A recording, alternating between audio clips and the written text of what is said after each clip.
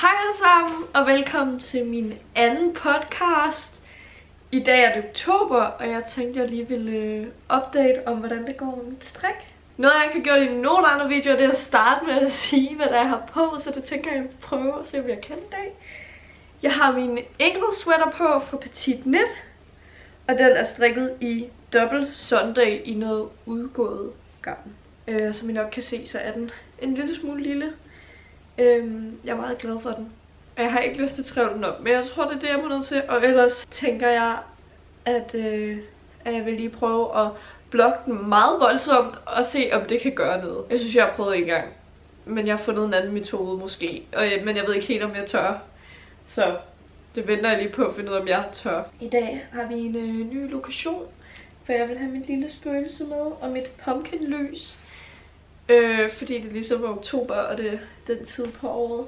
Så jeg tænkte lige at skifte plads i dagens anledning. Ja, men jeg tænker bare, at vi går i gang med ting, jeg er blevet færdig med i oktober. Jeg har en julegave, det kan jeg godt sige, fordi den person, der får den, ser ikke den her video, der er no way. Men det er et par sokker. De er strikket i noget restegarn, jeg har herhjemme, og opskriften er en, jeg fandt på Drops. Jeg kan lige vise nogle billeder her. Ja, de var meget hurtige. Altså, de er meget, meget store. Og det synes jeg ikke, de så sådan ud på billedet. Ja. Jeg ved ikke lige, hvad der er gået galt her. Der er i hvert fald, det føles som om, der er noget, der er gået galt. Men jeg tror faktisk ikke, der er gået noget galt, fordi jeg har bare fulgt opskriften. Udover man kan godt se den ene herover. Nej, den herovre, den er en lille smule større end den her. Kan man se det overhovedet? Det ved jeg ikke. Men i hvert fald skulle man have taget ind heroppe. Efter ribben, så skulle man tage nogle ind, og det glemte jeg på den ene sok, jeg lavede. Så det gjorde jeg bare senere. Og jeg synes egentlig ikke, det gør den store forskel. Sådan lige helt. Men jeg synes, de er kæmpe store. Min lærer kommenterede også på den. Hvem skal have dem på? De er godt nok store. Men måske er det meget rart at have nogle store sokker, hvis man skal ud i skoven eller et eller andet koldt noget, kunne jeg forestille mig. De er færdige. Og igen, bare strikket ned restegarn. Der er ikke så meget at sige om. Jeg har prøvet den på min kæreste, og ham der skal have sokkerne, har større fødder end min kæreste har, og de passer okay til min kæreste, lidt for store, så det er nok meget fint. Og så har jeg to ting ikke med i dag, men der er finished whips. Og I så begge to i podcasten fra sidste måned.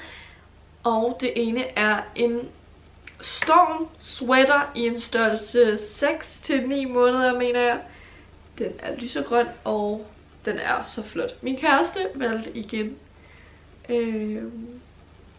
opskriften. Han er meget glad for Storm sweater opskriften. Den har vi givet til... Den har jeg strikket, hvor han har valgt den til flere børn i hans familie. Og så har han selvfølgelig fået lov til at vælge farven. Egentlig sagde jeg, at jeg ville gerne have den i grøn. Jeg har strikket en blå en før. Ja, men jeg ville gerne lave den i grøn, og så fik han lov til at vælge, hvorfor en farve grøn det skulle være. Jeg havde egentlig en farve, jeg gerne ville have, det skulle være, men det var han imod. Han ville gerne vælge en anden farve. Men fint. Det var fordi, vi skulle til hans nevøs navngivning. Og jeg har strikket så meget. Altså så meget strik til det her barn. Det ville være synd. Eller sådan, det ville være helt mærkeligt, hvis jeg ikke kom med noget strik. Så jeg sådan strikket sidste sekund-agtigt. Jeg havde 2 uger, og så valgte jeg at lave 2 projekter. Det var lidt dumt, for det ene projekt tog mig næsten... Nej, det tog mig ikke 3 uger at lave. Men jeg tror næsten, det tog mig 3 uger, fordi jeg var lidt sur på den gang imellem. Man kom sgu lige lidt til siden. Men der har jeg også strikket en pind op. Jeg er strikket på en pind 4 måske. Jeg har det med, at Petit Knit strikker meget løsere end mig. Jeg strikker meget stramt. Så i Petit Knit skal det sådan altid gå en pind op, har jeg fundet ud af, efter jeg begyndte at gauge swatch. Så man ligesom kan se, at jeg ikke rigtig har gjort mig så meget i. De blev meget glade for den. Og grunden til, at den skulle være grøn, det var fordi jeg vidste, at farverne de lidt havde til navngivningen var grøn, brun og hvid. Og derfor synes jeg, at den skulle være grøn. Og så lavede jeg et Monday suit også til navngivningen. Og det var også en brun farve, fordi det ligesom skulle passe i temaet. Det her Monday suit, det var brunt og mega cute. Men til navngivningen var jeg ikke halvvejs med endnu. Så den så sådan her ud, da jeg afleverede den og sagde... Faktisk, de åbnede ikke nogen gaver. Og jeg havde lagt det hele ned og var klar med et billede, så de kunne se, hvordan den så ville ende. Og jeg sagde, den er ikke færdig. Altså, I var nødt til at åbne min gave op, fordi jeg skal have den med hjem igen. Så de åbnede den op, og de så den, de kunne godt lide den, og nu har jeg fået afleveret den.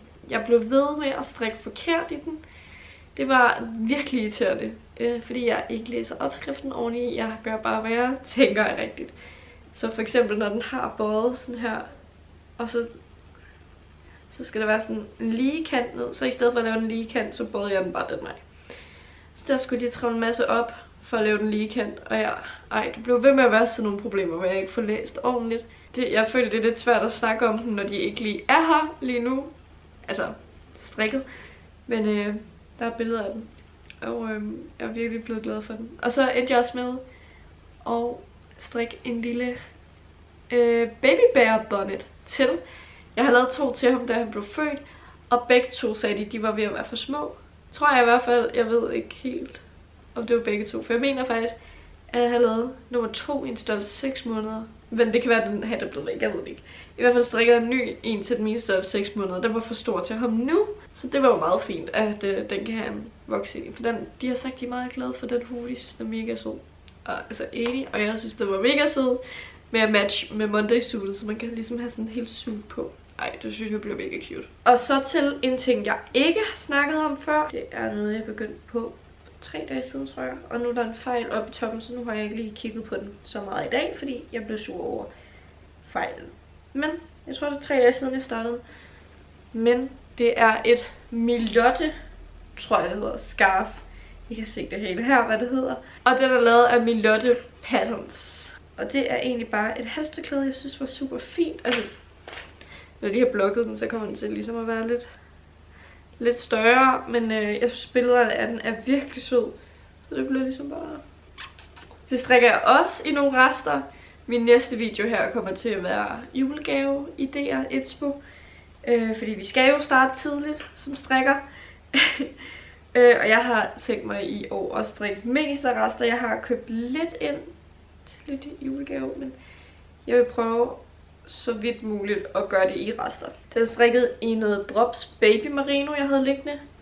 Jeg ved ikke lige, hvad det er for en farve, men en hvid, noget off-white måske. Og så en noget mohair Elba Mayflower. Igen nogle rester. Jeg kan ikke huske farven. Men det er sådan en næsten beige farve. Beige. Jeg var lidt i tvivl om det her mohair ville gøre den alt for næsten brun i det. Men jeg synes faktisk, den er blevet rigtig flot. Og så er der også alle de her små huller i. Altså jeg synes, den er virkelig elegant. Jeg synes, den er virkelig sød. Til gengæld noget, jeg har snakket om før, det er min Weasley sweater. Og jeg havde så mange problemer med den her. Den er så langt her. Jeg er 25 cm inden, og jeg skal strikke omkring 40 for at nå op til armene. Så det er alligevel et godt stykke. Indtil videre har jeg brugt 4 nøgler garn, eller i gang med mine 3 og 4, fordi jeg strikker den i 2 tråde.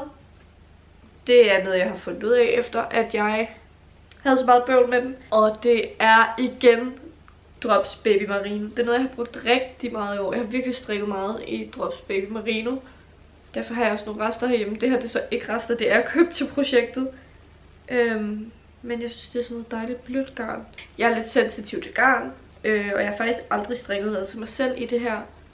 Den her så heller ikke til mig selv, men det kunne jeg godt tænke mig engang. Så nu prøver jeg at strikke en voksen ting i det her Drops Baby Merino. Det er det, jeg har tilbage af mine nummer 3 og 4. Så jeg synes alligevel, at jeg er kommet et godt stykke. Men jeg havde egentlig kun købt 9 nøgler, og det tænkte jeg, det er rigeligt. Det var der overhovedet ikke. Jeg havde så mange problemer med det, jeg startede med den her. Nu skal jeg lige finde alle ting frem, så jeg kan lige vise jer det hele. Jeg kiggede bare på Ravelry, og så, hvad skal strikkefastheden være? Og der står 16 x 24. Fint. Hvis du så går ind på opskriften, og jeg havde selvfølgelig bare købt garn efter, hvad der ligesom stod på Ravelry. Det havde jeg ligesom bare tænkt over, det er nok det, der passer. Og så inde på selve opskriften, så står der noget andet. Ja, inde på selve opskriften står der 24 x 32. Det er jo så lidt irriterende, når man har købt garn til det andet. Og så er der faktisk også en anden opskrift med den samme person, men bare på en anden hjemmeside. Og der står der så 16 x 24 igen. Og jeg var lidt forvirret. Jeg synes, jeg havde købt det rigtige garn, eller sådan noget, der skulle passe nogenlunde. Og jeg prøvede at blive ved med at gå op i pinden og gå op i pinden. Og så lige pludselig, altså der var jo bare kæmpe huller. Det blev ikke kønt, i hvert fald. Så endte jeg med at bestemme mig for at strikke med 2 nøgler i stedet for 1 nøgle. Så det ligesom blev lidt tykkere. Og jeg var også bange for, at den blev alt for tynd, og det blev alt for små. Hvis jeg skulle til at strikke på en pind 3 eller 3,5 eller sådan noget. Jeg var bange for, at det blev alt for småt, og det blev sådan ikke som jeg gerne ville have det. Jeg ville gerne have nogle lidt tykkere. Jeg følte lidt den stil, der er i filmen, at det er sådan lidt... Det er strikket på nogle lidt tykkere pinde, det er ikke de helt små. Og den her er strikket på en pind 5,5. Så I kan måske se, at det er lidt tykkere. Faktisk det bliver ret flot, håber jeg. Min kæreste har lidt været med til at bestemme, om det skulle være en ribkant hernede, fordi det siger opskriften egentlig, det ikke skal. Så den egentlig bare ruller, ligesom den gør i filmen. Og jeg spurgte min kæreste, om han helst vil have, som den er i filmen, eller sådan med rib. Og jeg vil gerne have med rib, så det bliver både med en ribkrave, i stedet for sådan en rullekrave, har jeg lyst til at sige. Det er det ikke. Men ja, og så også i bunden. Jeg synes faktisk, det bliver meget flot, håber jeg. Og vi skal til London her til, jeg tror det er den 22. november, vi tager afsted. Og der vil jeg gerne være færdig med 2 af de her trøjer. Så, jeg må lige i gang. Så tænker jeg, at jeg lige vil snakke om ting, jeg lige har købt. For jeg har fået købt lidt garn. Ikke meget. Jeg har faktisk kun købt 1 nøgle. Men Netto har lige nu garn og sådan noget, så jeg har købt det her strømpegarn med glimmer. Og jeg har gået og ledt lidt efter noget garn, jeg kan bruge til håret på en enhjørning. Og det synes jeg, det skulle være meget farverigt. Og her er der både glimmer og masser af farver i. Vildt flot, tror jeg. Den næste video, jeg tænker, jeg kommer til at filme her lige om lidt, faktisk. Jeg tænker, jeg kommer til at strikke julegaver. Og til min kusine har jeg tænkt mig at strikke lidt enhjørning-ting, fordi hun er ret vild med enhjørninger. Da hun blev født, så strikkede jeg en masse bamser til hende. Der havde jeg lige lært at strikke, og utrolig nok, så kunne jeg åbenbart finde ud af at strikke mine egne ting. Det synes jeg er ret imponerende, for det gør jeg ikke nu. Men jeg havde strikket en masse Ninja Turtles bamser til hende, fordi hendes far, min onkel, er meget glad for Ninja Turtles. Og så synes jeg, det kunne være lidt sjovt at strikke det. Og det er faktisk de bamser, hun sover med hver nat. Og så var vi i Legoland her for 2 weekender siden. Det gav mig og min søskende hende fødselsdagsgave. Og så sov vi sammen og sådan, og så snakkede jeg med hende og spurgte, om hun vidste, at det var mig, der havde strikket den til hende. Og jeg havde, jeg har lavet den til dig. Så hun sådan, ej, er det rigtigt? Og så spurgte hun, om jeg ikke nok ville strikke hende en enhjørning bamse. Og jeg havde egentlig sagt, jeg havde egentlig set nogle opskrifter på enhjørning bamser, hvor jeg tænkte, det gider jeg ikke strikke. Hun har nok bamser. Men når hun spørger mig, om jeg vil strikke en enhjørning bamse til hende, så kan jeg godt love dig for, jeg kommer til at strikke en enhjørning bamse til hende. Og der kommer, jeg er lidt i tvivl, om bamsen kommer til at, om det her det er bamsens hudfarve, eller om det er hårfarven. Jeg tror måske det bliver en hårfarve, for jeg kommer til at strikke lidt flere enhjørning ting, og så kunne det være lidt cute, hvis alt har sådan matchende. Så hvis I vil vide mere om det, så skal I se min julegaves inspirationsvideo, som kommer senere på kanalen. Og hvis du ser den her video senere, så kan det være, at den allerede er oppe. Og så her til sidst, så vil jeg gerne sige mega mange tak for alle de følgere, jeg har fået. Altså, det gik mega hurtigt lige nu, så hver gang jeg tjekker, hver dag jeg tjekker, så er der kommet flere nye. Og det er jeg bare vildt glad for. Lige nu er jeg på 30 abonnenter. Altså, jeg havde lagt 2 videoer ud før, hvor jeg ikke rigtig har fået nogen abonnenter. Måske 1, 2, og de fleste var mig selv og min kæreste. Og så lå jeg efterårsplaner ud, og nu er der bare kommet 30 mand til. Og det lyder ikke meget, men jeg synes det er ret meget, fordi det var en video, der gjorde, at der lige pludselig var interesse. Så jeg håber, at folk også er interesseret i den her video, selvom den er blevet lidt kort, og stadig har lyst til at følge med. Nå, jeg tænker, det er alt for den her video.